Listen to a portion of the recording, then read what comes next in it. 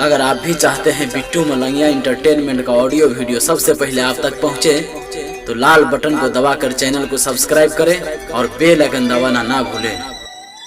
Holi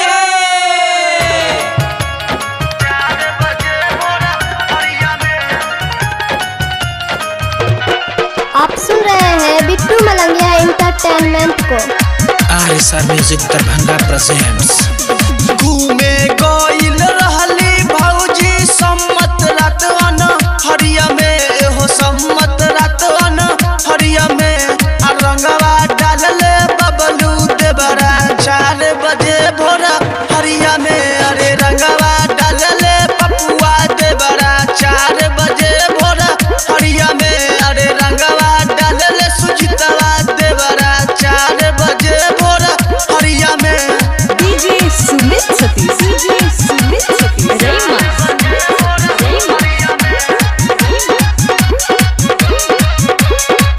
RSR music DJ Bittu Malangiya Madhubani.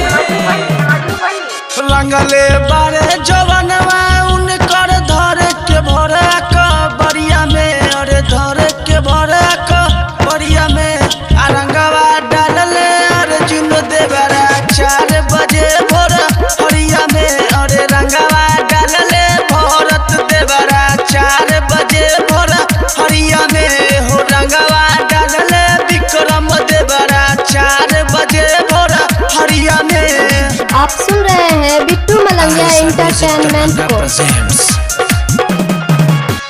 जलवाबे में लजाली भौजी भोरे न देली पजरिया में। अरे भोरे न देली पजरिया में रंगवा डालले सदाम देवरा 4 बजे भोरा हरिया में। अरे रंगवा डालले रियाज देवरा 4 बजे भोरा हरिया में। DJ Sumit Satish, DJ Sumit Satish,